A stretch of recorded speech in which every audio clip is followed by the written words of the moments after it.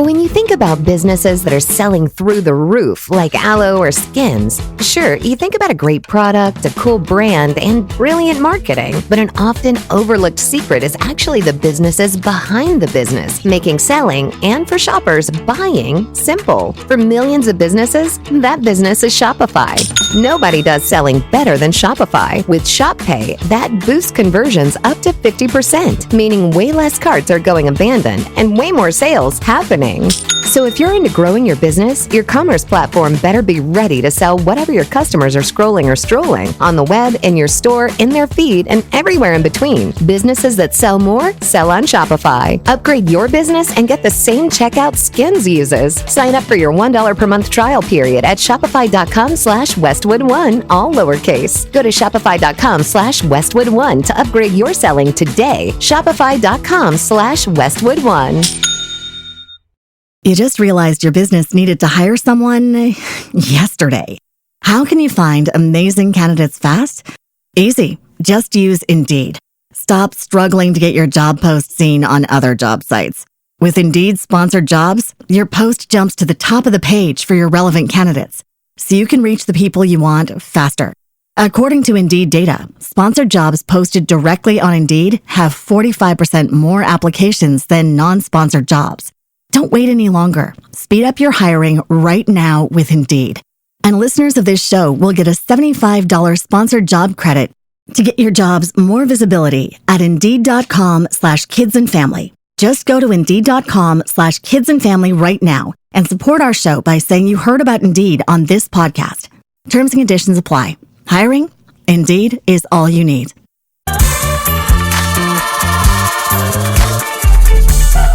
Welcome to the CJMoneyway Show podcast, the podcast show where we unlock potential one dream at a time. Today, we have another guest whose journey is truly worth hearing. Sit back, relax, and enjoy the Moneyway experience. What's up, my good people? Welcome to the CJ Moneyway Show, the podcast that brings you stories behind the success.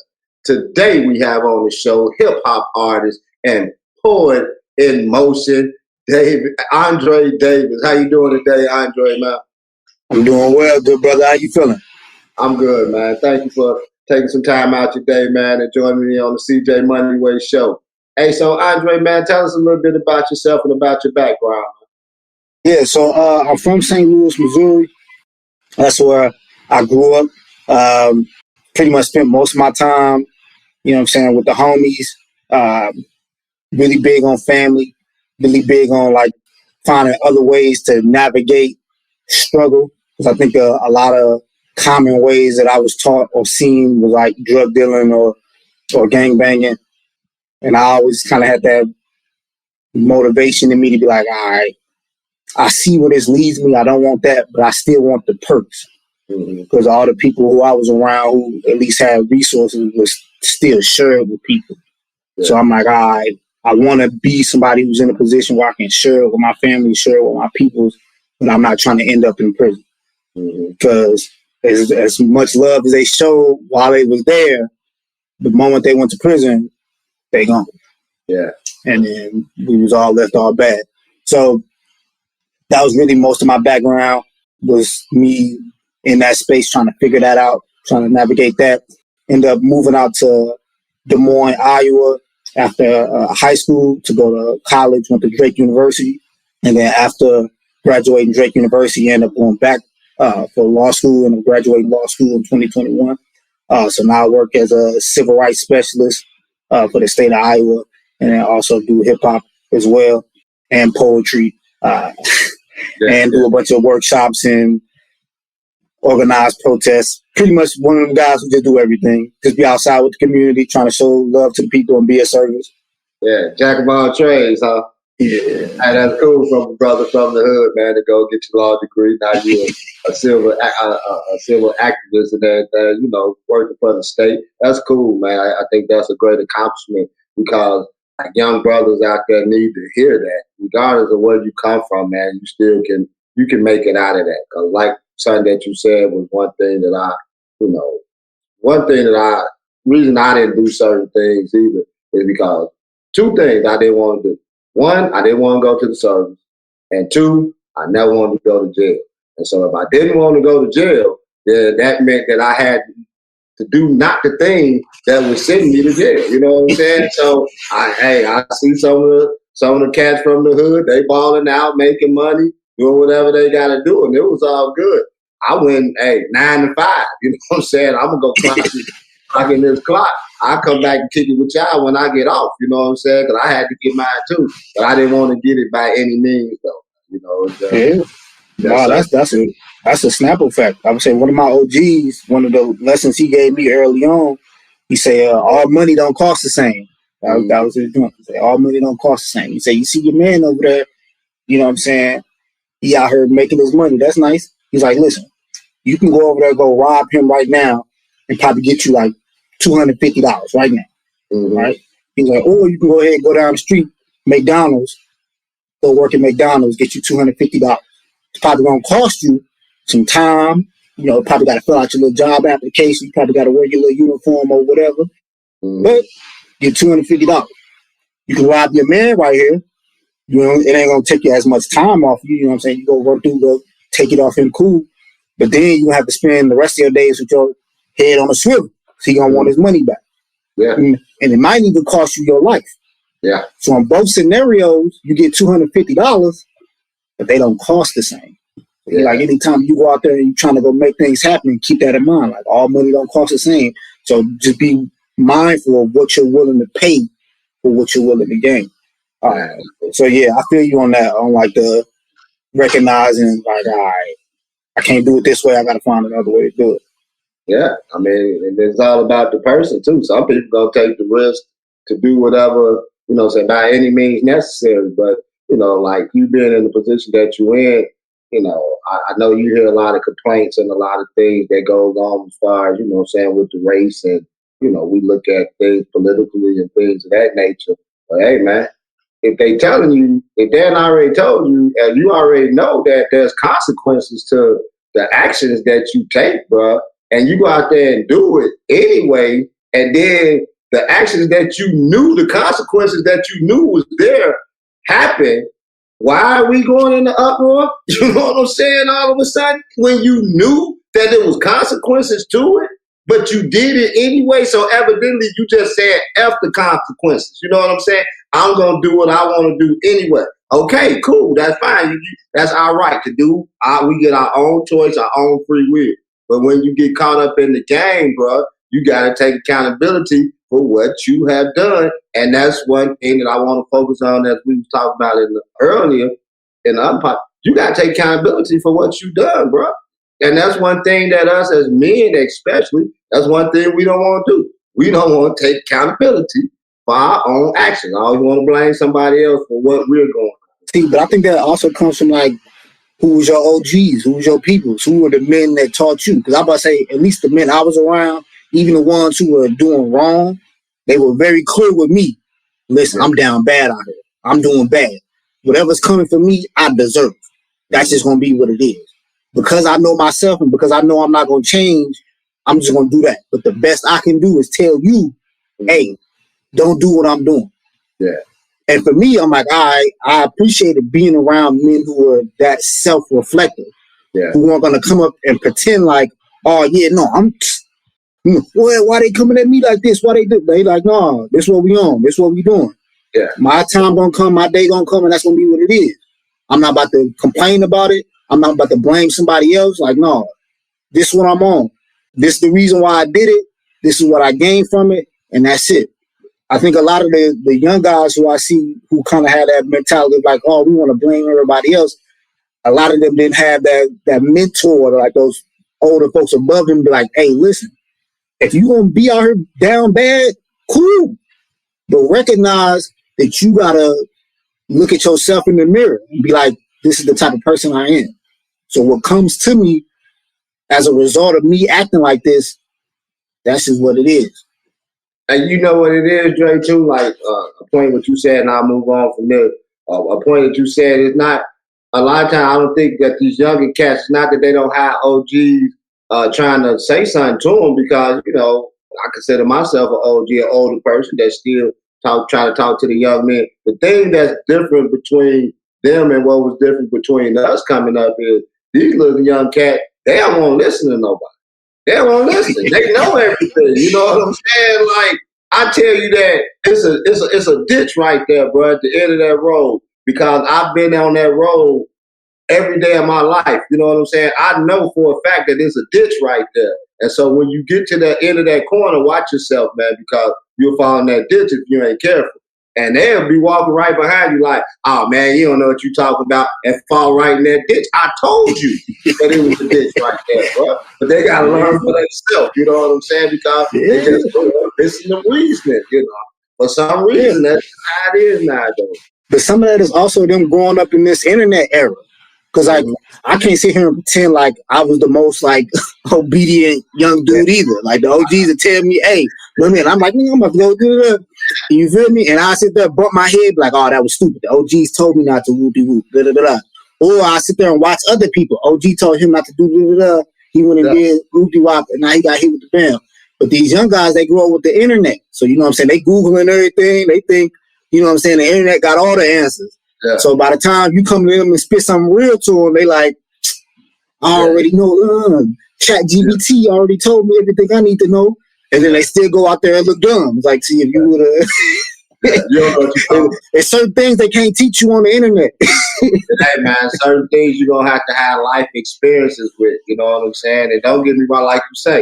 It ain't like I went bump my head plenty of times, you know what I'm saying, or whatever. But it's still certain situations that I try to tell my little boy, like, hey, man, this and that. But like you said, this internet thing, like, you don't know what you're talking about. You don't know what you're talking about. Okay. You know, like I used to ball. My son balled. So I try to give him some pointers and tell him this and that, whatever. But I don't know what I'm talking about. He only 13, but he know more than me. Anyway. So, yeah. But anyway. So, Dre, you was the first hip-hop artist to be named Artist of the Month by the Du Bois Music Correlation. Tell me, man, what was that feeling like? It was big, man. I think it was one of them scenarios where I'm one of those people who's very much like I just put my head down and just focus on what I'm doing. And whether or not people notice me doesn't really matter because I'm more so focused on my short-term goals and how they lead to my long-term goals. So I'm more so like a day-by-day type of guy. So when they first sent me the email, I'm like, how y'all get my email? I'm more so focused like, you know, like how you get my information. And then once we actually did the interview and they printed out the magazine and I'm seeing like the whole joint, I'm like, man, this is beautiful actually. Like these people really see like what I've been out here doing. So then it really made me want to be like, all right, well, since we already got this here, hey, some of my homies is outside too. Like, you know what I'm saying? If y'all want to put the light on folks who are actually outside and doing something for the community and who, you know what I'm saying, are really purpose driven, well, then let me go ahead and, you know what I'm saying, show some of that light too. Because I definitely didn't expect it. It was definitely one of them situations where I'm just doing me. I'm just going to be me. And then people, for some reason, are interested in me and what I'm doing. Yeah, I mean, that's how it is, man. You know, your light don't shine even in dark places. You know, a lot of times, a lot of things happen when we least expect it. But one of the things that you said in that statement is it just shows how the selfishness, how unselfish you are, man. When you say, hey, you know, y'all putting the spotlight on me, I'm just one of many that's out here doing this, you know. So, hey, if y'all want to get me, I got my homies out there that's doing the same thing, that's out there putting in this footwork too, out here doing these concerts just like I'm doing, and they might be just as good as me or spitting more just as good as I'm spitting, man. So won't y'all go ahead and bring them into this light too? And I think that right there shows the character and integrity of a person when everything is not just about you. Thanks. I mean, I grew up around like real kings, like and not even just in like the colloquial kind of way, like, oh yeah, king, but like guys who actually were like, no, like this is how we move. And one of the attributes of a king is his ability to give blessing. Like if you aren't able to bless the people around you, then like how you call yourself king? Like for real. Like every king has a kingdom. So I mean he gotta be able to when they come to the king with problems, he gotta be able to make something happen. So like if you can't make something happen, then like don't be giving yourself that title yet. Work, build it first. So usually when I am granted an opportunity or I have something or I have the ability to bless people, I do. Because I'm like, I was raised by kings, so I'm going to hold myself in the manner that I believe is king-like. So that way, like, this table big enough for all my people to eat. So, like, bet, they coming to me with this, hey, my mans, come holler at these people, too. Come let them know what you want. Go ahead, come get some of that, too. Because I want to empower all my peoples who are really out here doing what is necessary. I want them to feel, like, validated and like, yo, fam, what we doing is working. Yeah. Because there's a lot of young guys who are seeing it and they like, I kind of want to go this route. The homie over there got a Maybach. Mm-hmm. Yeah. I kind of want to go this route and speak real and be conscious and all of that other stuff. But homie over here got all the girls. Yeah. Homie over here, you know what I'm saying? He got all the chains and everything. So I kind of want to do what he doing. So then when you take somebody like me, you know what I'm saying, who just out here putting his head down, knocking things out. I'm like, oh, wait, hold up, time out. You get to be on the front of magazine? Yeah. Word. Oh, word, you get to be connected with these type of people and you get to make these type of moves? Yeah. You get to sit at these type of tables? Yeah. What? Yeah. And then I don't got to go out and tap dance for everybody and all of that other extra. I could just focus on what I'm doing and still get blessings and still be able to help out my people? Absolutely. Oh, then that might be a route for me. Yeah, come slide over here. Like, you ain't got to do all that shucking and jiving for them people, man. Yeah. Yeah, I like the terminology tap dancing. You know, we say that all the time, man. I got a partner I used to joke with all the time. Like, remember that commercial, the Planters, the peanut dude, they got it's the WB. Such a boy. He used to be at work doing that, man. I was like, it's the WB, man. Sit down. You're embarrassing enough. You're embarrassing enough. So, man, so speaking about rap and the direction and the way that you're going, I thought the way that you broke that down was good. Because here's one thing, too, Dre. Everything that homie had over there, the Maybach, the women, once you get your head on straight and go in the right direction and do what your dreams are leading you to do, all them things are going to be there. The same thing that they got is going to be on the other side too. But what we were talking about earlier, as you say, the OG told you, some things you just got to work a little harder for. You know what I mean? Yeah. But also, like, you also got to put yourself in a position like, why do you want those things? Because that was something I had to, like, reconcile with myself early on. So I'm like, I know I want to take the more difficult path. Okay. I know that this path is going to come with way more scrutiny. I know people not going to like be as quick to try to join it. And I know I'm going to have to spend a lot of time alone. Cool. And I may not get the Maybach and chains and all of that. Do I want those things? Yeah, it's part of me that's like, a little bit. Why?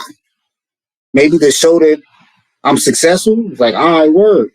Okay. How many lame ass niggas do you know that got chains and all of that? I'm like, I know a bunch of them. Yeah. Right. So the chain and the Maybach don't really do nothing. It don't validate your success. What validates your success on a real level?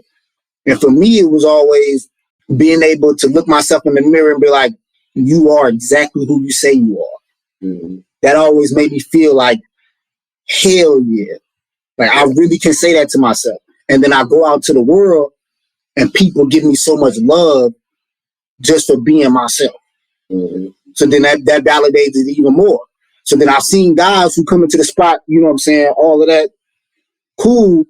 But when they walk into the same rooms that I'm walking into, the people gravitate towards me because they like, yo, it's always great seeing you, brother. It's always great seeing you. More blessings to you, man. Da-da-da-da-da. So homie came here with all the diamonds, jewels, and all of that, but he don't get the same love. He don't get the same respect. He don't get to move the same type of way because he was too busy shucking and driving. So they like, oh, we don't really know who you are. So like, be cool on that.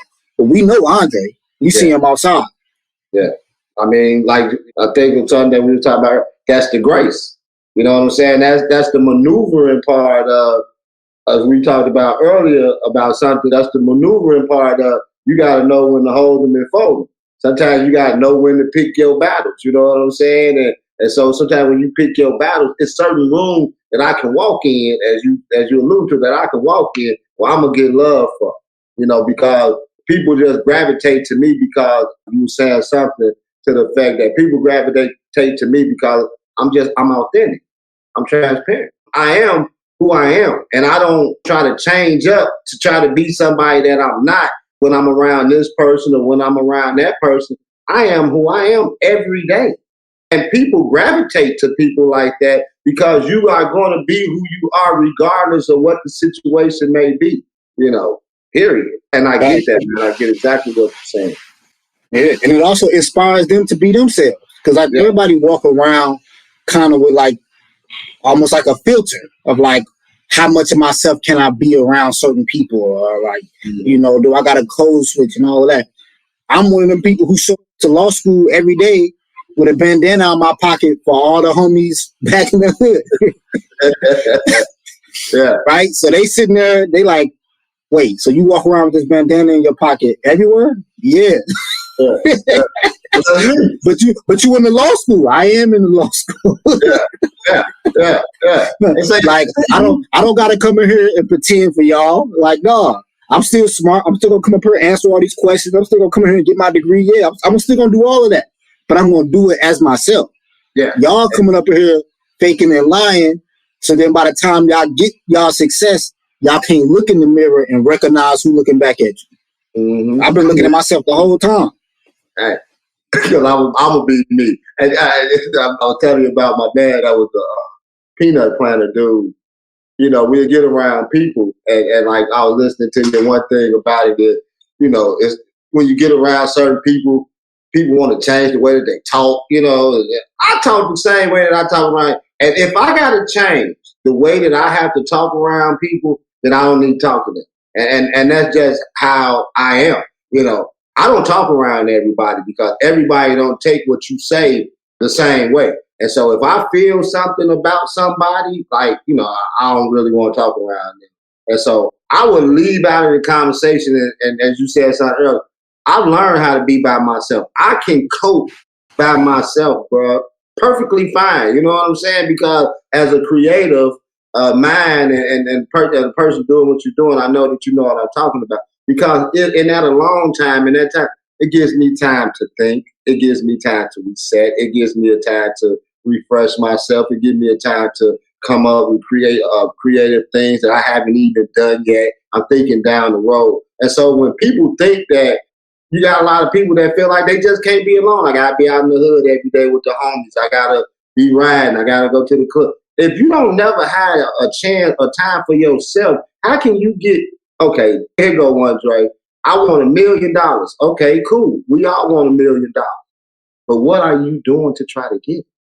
Period. What are you doing to try to get it? It ain't just going to fall out the sky. Me and Dre, we trying to do something. Don't mean that we got $1 million, but I'm trying to strive. Even if I don't get $1 million, I tried my best. You know what I'm saying? At least I tried to do something to get to that point. But I know if I don't do nothing, I'm not going to get it. I know that for a fact. And that's how we get in the hood a lot of times. You know, like I said, I'm older. I'm 50. I don't go out to the hood as much as I used to because, excuse me, MTC, but cats out there still talking about the same thing we was talking about in 1998, bro.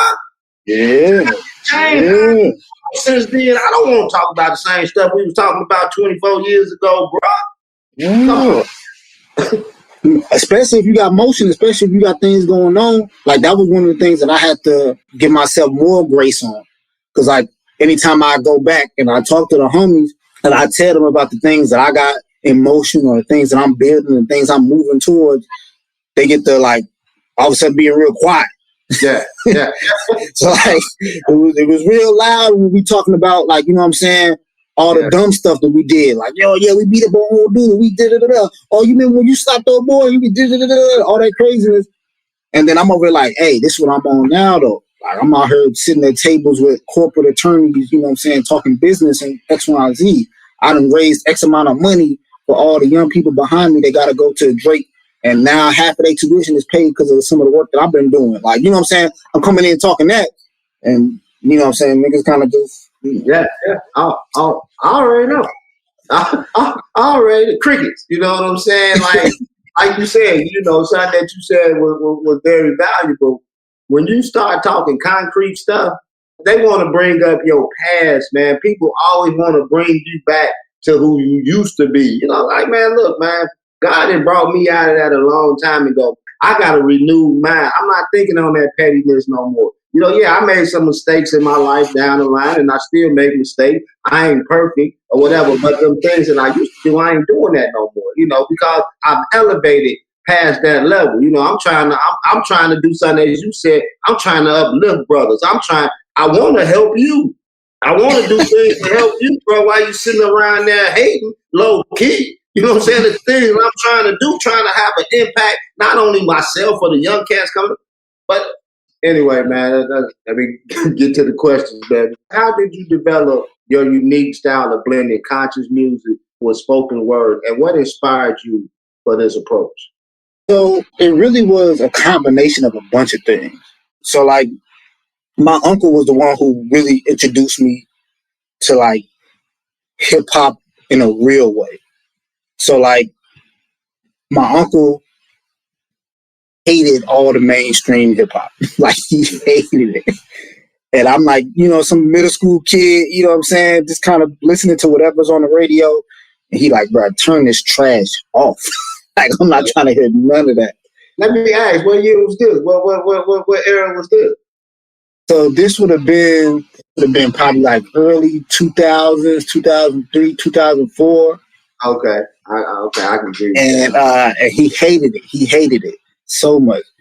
So I'm like, well, who do you listen to? So he was big on like Cannabis, Diabolic, and Immortal Technique. So I'm sitting, I got this little got my little MP3 player. I'm like, my mom bought me this MP3 player. Can you just put a couple songs on it? You know what I'm saying? Don't take up all my memory, but just put like a couple songs on it, like things that I should check out. This man, it took up all my memory and just put all of these old school hip hop joints on there, all the underground joints. Yeah. And as a kid, I'm sitting there listening to it, and like I'm listening to the messages Immortal Technique is talking about. I'm listening to the messages that Cannabis is talking about, and I'm like, these guys are super dope, like lyrically and metaphor wise, but they also saying something. So it hit a little different. Like it's hitting me in a whole another type of way than what it was when I was listening to like mainstream or like whatever was on the radio. So then that put me on like the path of like, all right, I think I can kind of do this. I can write down like things that have happened to me and make them rhyme. So then I kind of started off with that. Of like, I'm just going to say things that are happening to me. And I found in that experience, the more truthful I was in what I was writing, the better I felt about what I was writing. Mm-hmm. So then it was always chasing that feeling of like, yo, come out here and just be real. And it also created a distaste for any time I'd hear guys come up there and they spit something. I'm like, you lying. Why are you doing that? Yeah. So it pushed me in that space of like, all right, if you're going to talk, be honest. Cool. So then in me doing that, I reached a point where I was trying to find beats and trying to find like, you know what I'm saying, homies who could like, was really nice with making instrumentals. And that's also difficult. Like I didn't know how hard that was to find guys who are actually talented in that. So it became me just writing a lot. It's just like, all right, well, I got 12 verses for, you know what I'm saying, for whenever somebody come to me with some fire beats. But then I kept getting so excited about writing these things and having so many things to say that I'm like, man, I'm about to just start saying it how I feel. I don't even need to be. Yeah. And people were responding like, yo, I think you saying like that, what you talking about, that's different. That's nice. And so then that's where the spoken word aspect kind of developed. It was like, all right, cool. Well, if I got something nice around me, I'm going to use that. But if I just want to talk and just give it straight to the people, I'm going to use the spoken word and just give it straight to them like that too. Like, I'm not going to limit myself. Either way, you're going to get this real. Either way, you're going to get this true. This episode is brought to you by Progressive Insurance. Fiscally responsible, financial geniuses, monetary magicians. These are things people say about drivers who switch their car insurance to Progressive and save hundreds. Because Progressive offers discounts for paying in full, owning a home, and more. Plus, you can count on their great customer service to help you when you need it, so your dollar goes a long way. Visit Progressive.com to see if you could save on car insurance. Progressive Casualty Insurance Company and Affiliates. Potential savings will vary. Not available in all states or situations.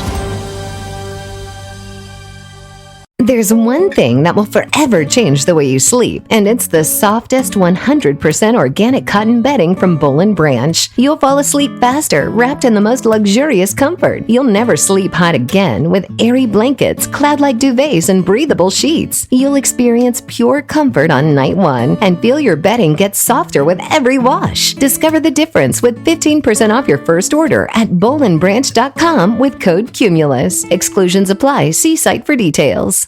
You just realized your business needed to hire someone yesterday. How can you find amazing candidates fast?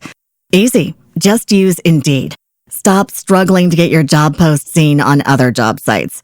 With Indeed sponsored jobs, your post jumps to the top of the page for your relevant candidates, so you can reach the people you want faster. According to Indeed data, sponsored jobs posted directly on Indeed have 45% more applications than non-sponsored jobs. Don't wait any longer. Speed up your hiring right now with Indeed. And listeners of this show will get a $75 sponsored job credit to get your jobs more visibility at Indeed.com/kidsandfamily. Just go to Indeed.com/kidsandfamily right now and support our show by saying you heard about Indeed on this podcast. Terms and conditions apply. Hiring? Indeed is all you need. Yeah, that's cool, man. I heard the one that you did at Juneteenth, man, and it drew my attention. And just like I was reading an article, and for people that don't know you, you know what I'm saying, like I didn't, and I was reading this article about you, and it rang too. They say, well, if you haven't seen him perform live, you need to see him perform live, because you can listen to the music on YouTube or whatever, but to see the performance and the way that, you know what I'm saying, he goes with it, and the live performance that he does is amazing. And I can attest to that too, because I'm reading the article, I'm like, they ain't lying. It's just the stage presence, you know what I'm saying, that elevates the spoken word and the conscious rap. I think all of you guys did an excellent job at that Juneteenth event, man. But yeah, that's one thing that actually stood out is the stage performance, not just the words that were spoken, but just the stage performance as a whole, and how you drew everybody's attention, and the whole crowd was just into it, you know what I'm saying? Whether you like conscious rap or spoken word rap or not, it's just that, it was commanding it, and it drew people attention to it, man. So yeah, I agree with the artist. Well, I'm glad you enjoyed that. That's honestly one of my goals when I come and I perform live, is I try to give people a different experience than just listening to the album. Because if you wanted to just listen to the music, you could have just went on Spotify and did that. Yeah. So clearly you coming outside to see it live for a different experience.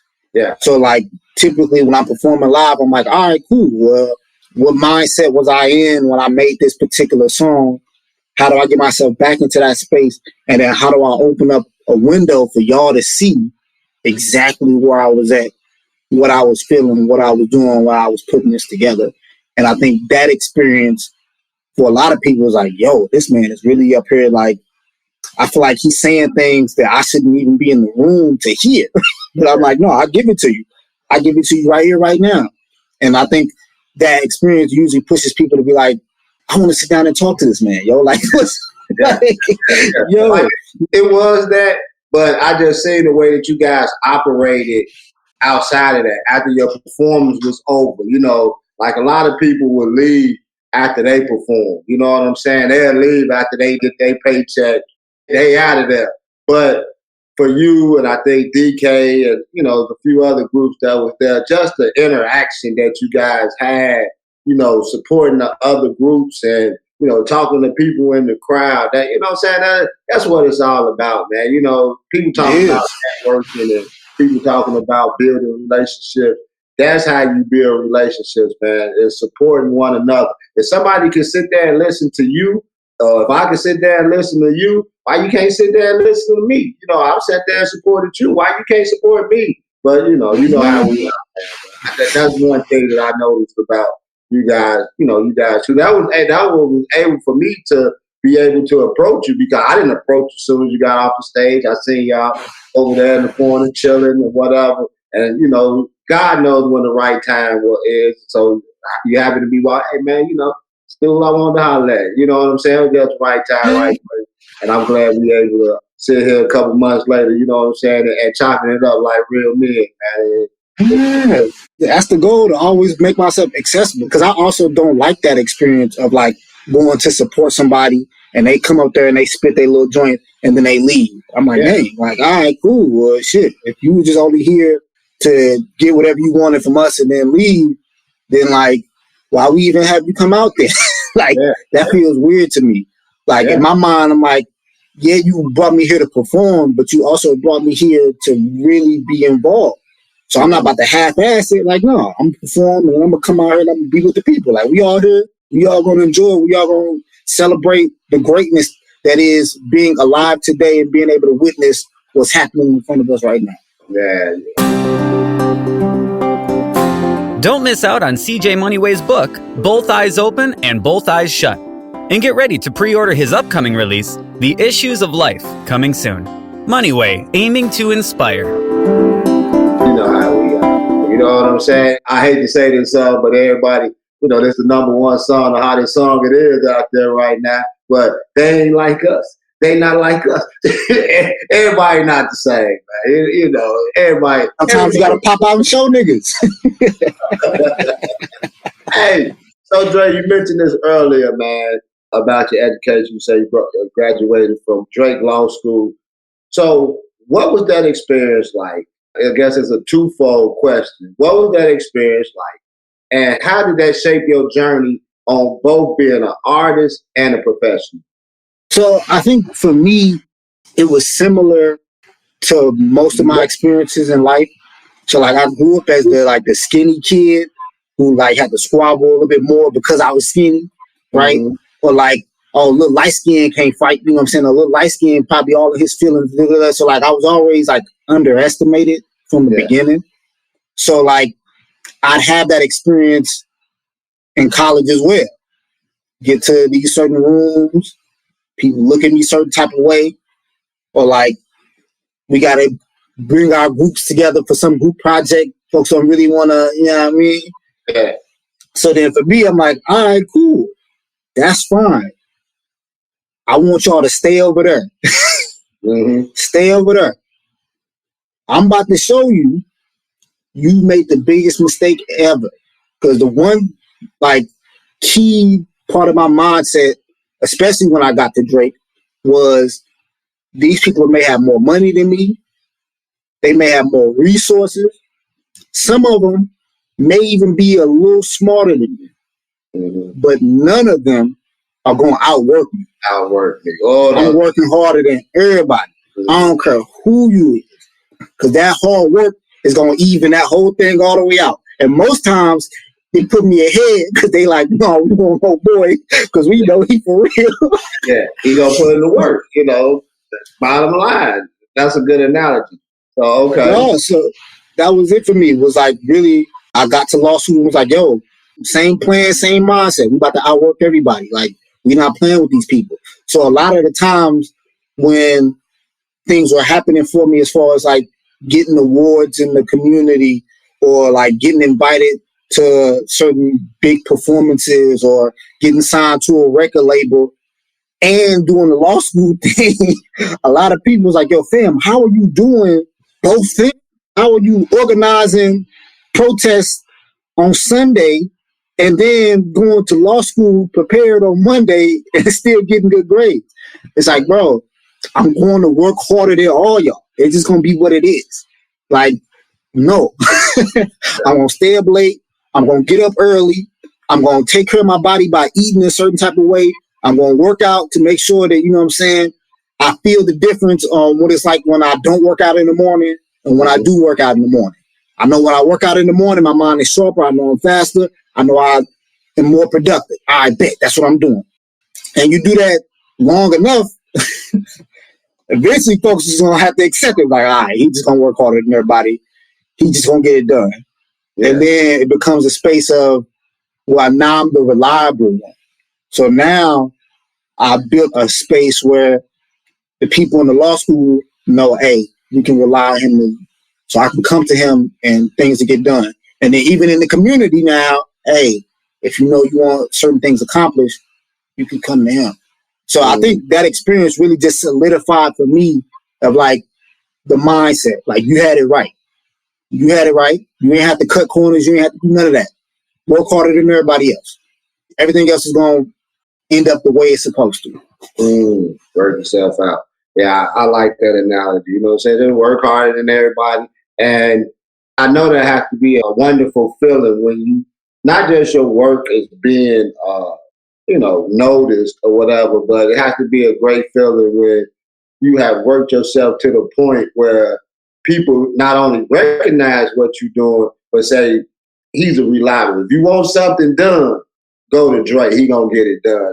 You know, starting from humble beginnings until, where you're at now, when people say, hey, my guy Andre, he can get it done for you. Hey, hit him up. You know what I'm saying? I know that got to be a great feeling, man, in itself. Right, it's one of the best feelings I've ever had when I know a guy. Mm-hmm. Like when the homie's like, oh, yeah, I know somebody. And they talk about, like, to be that person, like, for me, was like, hell yeah. Like, yeah, I like being the person that's like, I'm accessible, so you can get to me, but also like I need help, and I know this man is gonna be willing to help me. So like I know for a fact I don't have to be down bad by myself, or I don't have to go through this by myself. And having somebody like that removes that other thing that we were talking about earlier, where guys making excuses, or like, oh man, like no, you don't get that excuse. You had Andre, Andre make it happen. Yeah. You ain't got no crutches. You know what I'm saying? You got a reliable outsource. So if you didn't do it, then that means that you didn't put in the work. Because I gave you the map to do it. I was there with you. You just didn't put in the effort to finish it off or do your part or whatever you had to do. And if you go back and say, Andre didn't do this and that, people are already going to know that you're lying because my reputation speaks for itself. Yeah, that got to be a cool experience, man. Very cool. So let me ask you, Dre, how has your law degree helped you navigate the music industry from a business perspective? So one of my favorite things, especially while I was in law school, was contracts. I love contracts because I already love language. I already love writing. Like that part is already there, my creative end. But then there's even like a way in which you have to write contracts or the way that certain things are phrased or put together that means something really important. And if people don't know those words or if they don't know those phrases, it completely go over their head. So for me, I was already like, all right, I love writing contracts. I love reading contracts. That's kind of where my focus is going to be. So in me doing that in law school and then getting my law degree, anytime I come into a scenario where like, all right, let's talk money or let's talk opportunity. Let's talk future stuff. I'm like, all right, word. I like that. Yeah. Let's get it in writing. And the experience of writing contracts with people before I had my law degree and then writing contracts with people after I had my law degree. Totally different, huh? Yeah.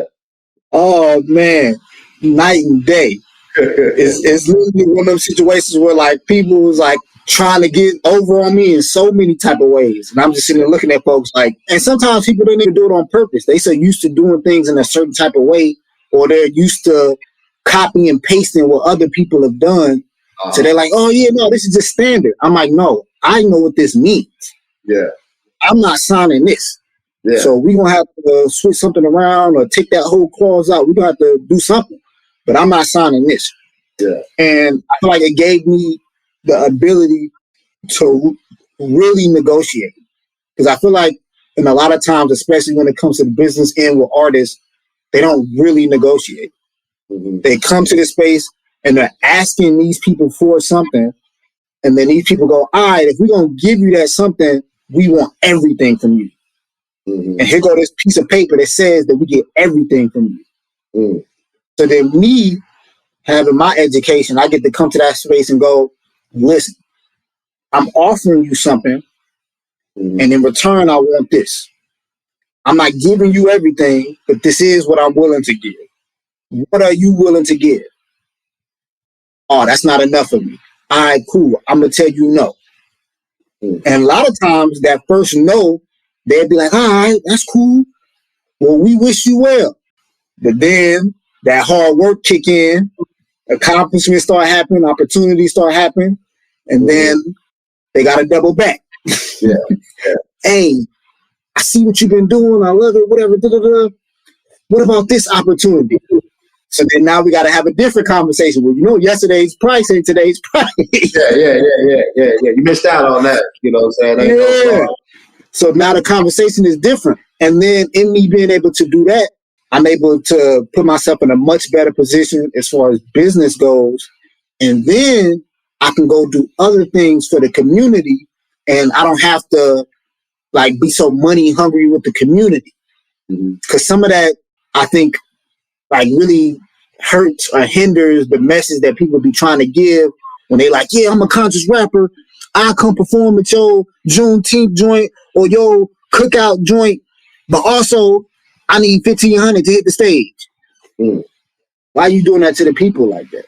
Yeah. You don't know how to. If you want to go knock them white corporate people over the head. Yeah. Why you don't do that to them? When you come to them, it's all, whatever y'all wanna. But then when you come over to us, you like, yeah, no, I don't get on the stage for less than $2,000. Come on, bro. Yeah. So me having that education allowed me to go into those business areas, go get my money, go do X, Y, and Z, and then I can come back into the community and they be like, yeah, man, we'll pay you X, Y, and I can be like, no, you ain't got to do all that. Or I can even be like, don't even worry about it. I can do this off the love. Don't even worry about it. And they like, word? Yes. Because of how I've been able to move and navigate this, I can now do this and show y'all love in the way that I want to, instead of being in a position where I need money, so now I gotta go to the people and be like, hey, I gotta try to strong arm y'all because I got other needs. I don't like that. So that experience and gaining that knowledge definitely helped me navigate the world in the way that I wanted to navigate from the beginning. Hey, I'm glad we met, and I'm glad I know that you like doing contracts and no contracts, because that's something that I have no clue of. And I've actually had a couple of sponsorships that it came my way. They pending, you know what I'm saying? You get people to reach out to see if this is a good fit, if we're a good fit. They have you submit a form or whatever. But I've had some people, looking at the show and say, hey, would you like to be a part of Rosetta Stone, or would you like to be a part of a Zip Recruiter? Right? Of course, you know what I'm saying? They get a sponsorship deal, but just for future references, man. If I happen to come across some contracts, you know what I'm saying, down the line, I got your number, man. I'm gonna hit you up. You know a guy. I know a guy that. Matter of fact, I don't know a guy that know a guy. I know a guy. You know what I'm saying? We gonna cut out the middleman on this. So yeah. So Dre, speaking about cutting out the middle, man, tell us about your most listened to track on Spotify, which is entitled Fight On. And what inspired you to write that song? So Fight On was really one of those scenarios where I had spent the whole summer either organizing protests or participating in protests. And it was one of those scenarios where I'm from St. Louis. I was there when the Michael Brown murder happened, and I was there with the people when that happened. And coming to Des Moines, I was seeing people talk in certain type of ways, but the energy wasn't the same. I'm like, I know what it felt like when I was home and we knew it was about to get bad with the police, but we not backing down, we not ducking no fades, like we here. And some of that energy was in Des Moines, but a lot of that energy was missing. Mm-hmm. So I'm like, all right, I need to be outside with the people and like really talk to them and see how I can motivate and inspire them. Because I think a lot of these people are out here because they feel pressured by social media and like, you know, all of these other internet things instead of coming out here because this is how they genuinely feel. Mm-hmm. And they know what the cost is and they're willing to pay that price because they're standing on the actual values. So in being outside with the people, I was like, you know what? I should document this experience. Mm. So it was one night where I was outside, it was at a protest, and we knew it was about to be a bad night. We knew it was about to be rough. I think it was over in the Valley Junction area. And the white people in the group, they were like, hey, put all the white people on the ends and let all the people of color go on the inside as we march to try to protect them. And I'm like, all right, let's see. And as soon as we did that, the marching got slower. Mm. The chants weren't as loud, right? Like I could feel me being surrounded by people who were like genuinely just afraid. Mm-hmm. And I'm like, no. Okay, no. So I got to break off. so now I'm next to the big crowd because I'm like, no.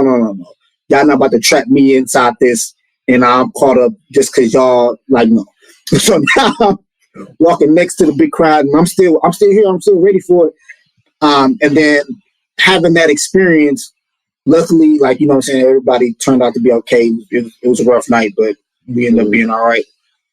Going back to the studio, I'm like, yo, I feel like I need to write something that reflects not only how I feel, but also how the people feel in these scenarios. Mm-hmm. Of like, even though I'm about to come into this spot afraid, I still got to fight. Mm-hmm. Even though I'm coming into this spot and I am nervous, you know what I'm saying? I still got to fight. I still got to go make it happen. So for me, it was like I understand, but I'm not one of those people who slows down his marching. I'm not one of those people who quiets his chants. Mm-hmm. I amplify. I see what you want. What's up? Yeah. I already know how to squabble. I've done that my whole life. Yeah. What's up? Fight. Yeah, I'm bound to fight too. What's up? Yeah. That's who I am. So I wanted to make a song for those people who are already like that, and the people who weren't like that. Here's a song to hopefully inspire some of that in you. So that's how you came up with this fight on. Go ahead, man. Give us a little taste of it, man. I see you ready for it. Give us a little taste of it, man. Give the people what they want, man. Give the people what they want. Man, oh man. Deep in the earth like cleats in the dirt, seeking the reason that we've been hurt in the street with teeth in the curb. The outer world is hard. My inner demons are worse. So tell me why not releasing when I'm not receiving the perks of amendments you said I'm giving. Have you seen that the first supposedly guarantees my freedom for speaking words? Hard to fathom when I can't imagine there be no hateful action by crooked ones and badges who try to slave the masses. Oh, it's okay to take a life if the person's average. Murder one of mine, I turn this place to ashes. I know you peep it, the people see it, the evil you keep being to treat us as someone decent. I tell you my life matters. How is there a disagreement? It doesn't take a genius to know that folks are owed a certain code of small respect. And if you don't, then let me know, what do y'all expect whenever y'all reject your main role, which is y'all protect? You kill a man, then that's a family that y'all affect. Sit still and be detained is what y'all suggest. You call that arrest? Well, I call it death.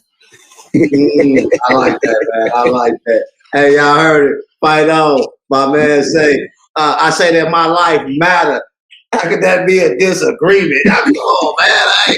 Bomb. Bomb. Hey, yeah, thanks for that, man. So, I only got a couple more questions for you, Dre, man. Let you go, man.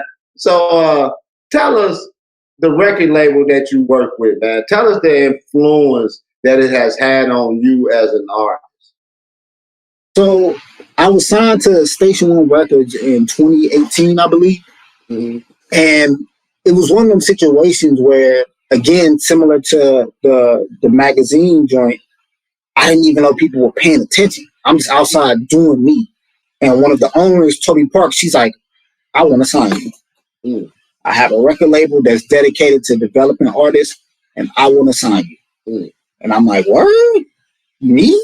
You know what I'm saying? I'm just being myself. I'm just, you know what I'm saying, just doing my own thing. She's like, nah, what you're doing is something different. What you're doing is something way more powerful than what I've been seeing.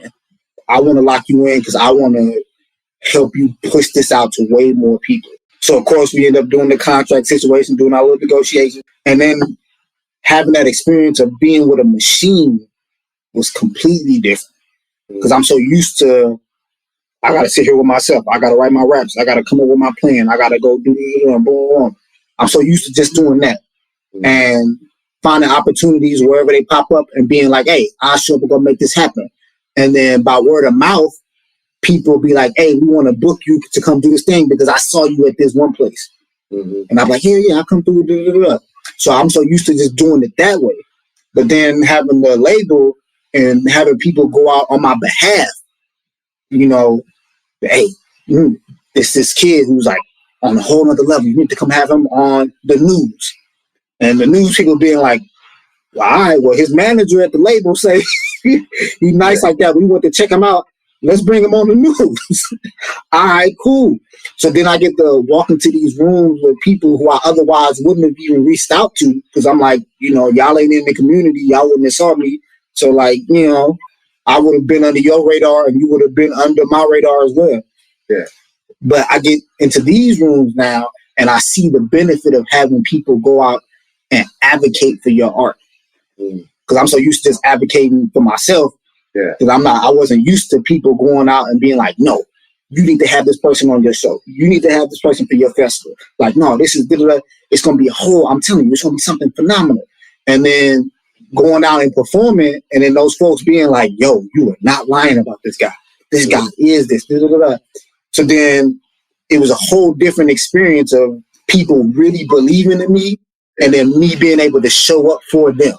So, like, I get to make, you know what I'm saying, the label heads look like they know something, but they come to these folks and be like, hey, this kid's about to come in here and he's about to blow your mind. He's about to make you feel something deep and it's going to be undeniable. And then I come up there and I do my thing and they like, yo, I've been. Yeah. So, like, that experience definitely helped me out as far as advocating for myself more and going into different spaces and really trying to show people like what it is that we're doing outside. Yeah, that's cool, man. I know that the lady that approached you and said that she wanted to sign you to her label, I know that she happy that she decided to do that. But then again, you know, sometimes it doesn't light over a person. And at the time, she probably didn't know, like, what you shared with us today is that I'm going to be the hardest working person. Ain't nobody going to outwork me. You know what I'm saying? And like you say, once you get some bagging behind you, you don't have to do everything. Now you can just focus on what you do best. And it even open up more time. Now you're going to even get more, or like Anthony Hamilton say, the best of me. You know what I'm saying? And now we're going to get out here and make it happen. And so I only got one more question for you, Drake, man. I appreciate you spending your time with me, man. We in a few minutes before we even got on, so we've been on for a minute. So what is the inner feeling like when you get a call from a promoter asking you to be the headline of a show? I know people go on the show and, you know, you get called, but what is it when somebody calls you and say, you know what, I got a lot of artists today and, you know, we got such, but I want you to be that main one. I want you to be the headline. How is that feeling? Honestly, it's one of them situations where it makes me think of the first time I headlined a show. It was a show that I put on myself and I just put together with the homies, with the label. I'm like, hey, I want to put this show together, like me and the homies, and like, we just want to see what happens. And there was a guy who was like, there was a bunch of people that, one of the dudes in the crowd, I was sitting there just talking to him. He was like, yo, man, I heard your album. I live out in Ames, like 40 minutes away, and I drove here because I saw that you were going to be here, and I had to make sure that I came out to see you live.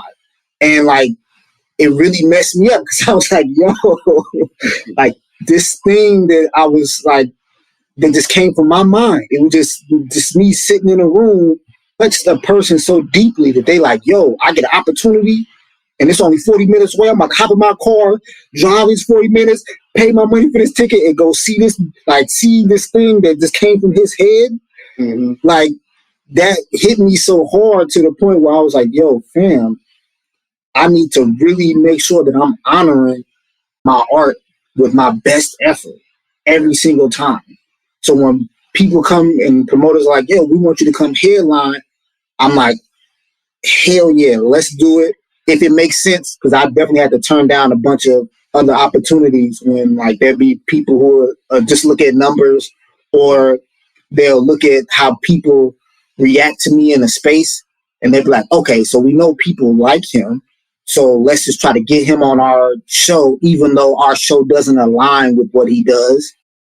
So there'll definitely be times where I'm like, I got to turn down those opportunities because I'm like, nah, what I'm doing is not going to fit with the trajectory that you're trying to go in. So I'm just going to let you do your thing. But when everything lines up, when the promoter's like, we want you to headline our show, he'll go to other artists that we have or that we're looking at, and it all makes sense. I'm mostly in there just feeling deep gratitude. It's really one of those spots where it's like, you really are touching people in a way that's undeniable. So undeniable that now a man or a woman or whoever is like, yo, if we trying to feed our peoples, we got to go out there, Andre, to headline the show so I can make sure I can take care of my family based off the work that he's doing. And he's so reliable. I trusted him so much that I'm like, I don't want you to be just one of the artists. I need you to be the main attraction. Yeah. Like that's a whole nother level of gratitude that I just can't help but like express and feel once folks ask me those types of requests. I mean, it got to be a great feeling because I'm thinking since we was on the analogy of boxing, you know, how you have your undercards and then you have the main event, you know, like TC just fought a couple of weeks ago. You know, you got your undercard, they pretty good, but then, you know, people coming because you're going to draw the crowd because people coming to see the main event, you know what I'm saying? So you already going to have the crowd and, you know, the undercard maybe the crowd start filtering in, you know, and you get a little taste of the main event crowd, but they here actually for the main event, man. So, you know, I've never done that myself, but I can just imagine, you know, a young kid from Gary, Indiana, like my man from St. Louis, from the streets with his OG. We can just imagine the hope, man. But honestly, I'm not going to lie to you.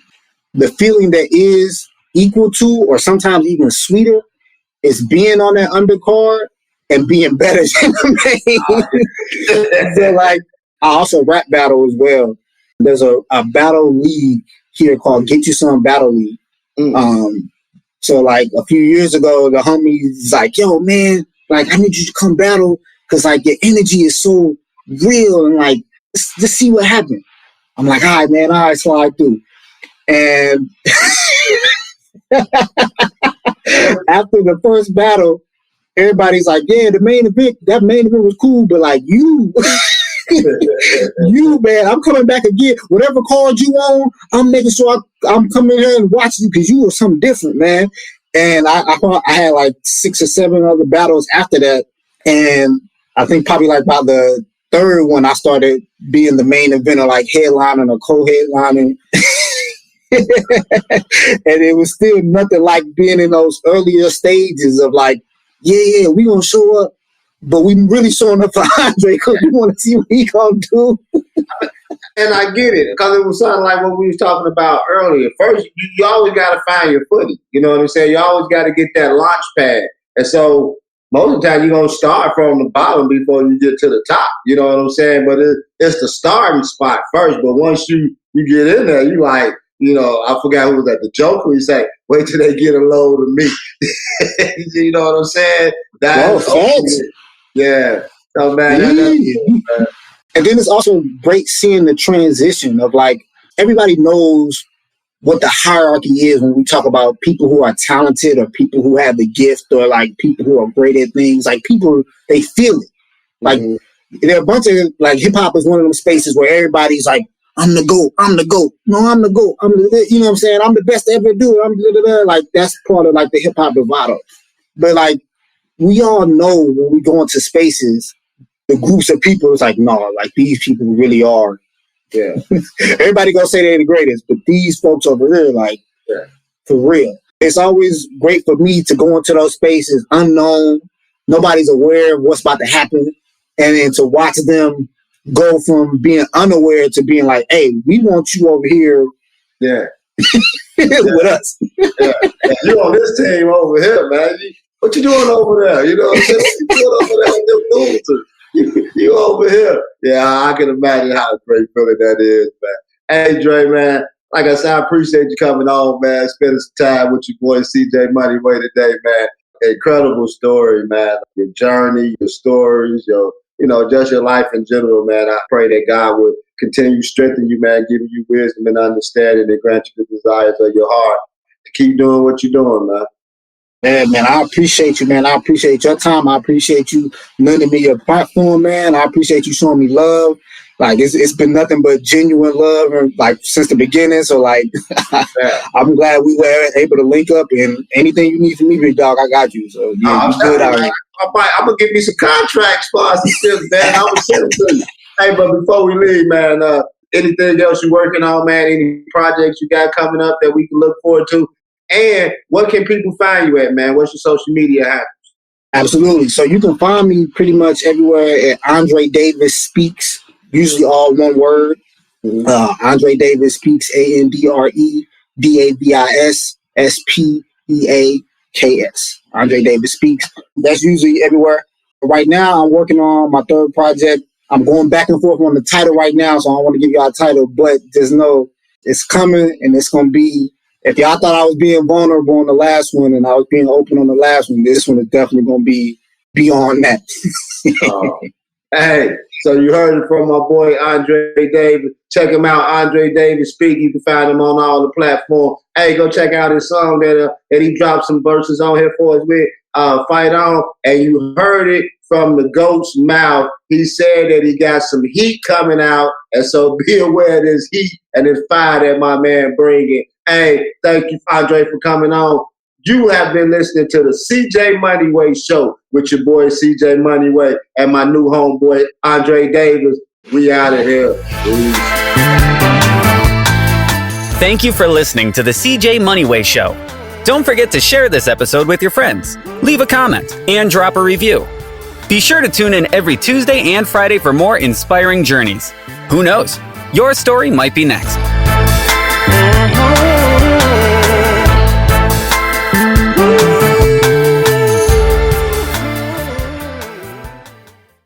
You just realized your business needed to hire someone yesterday.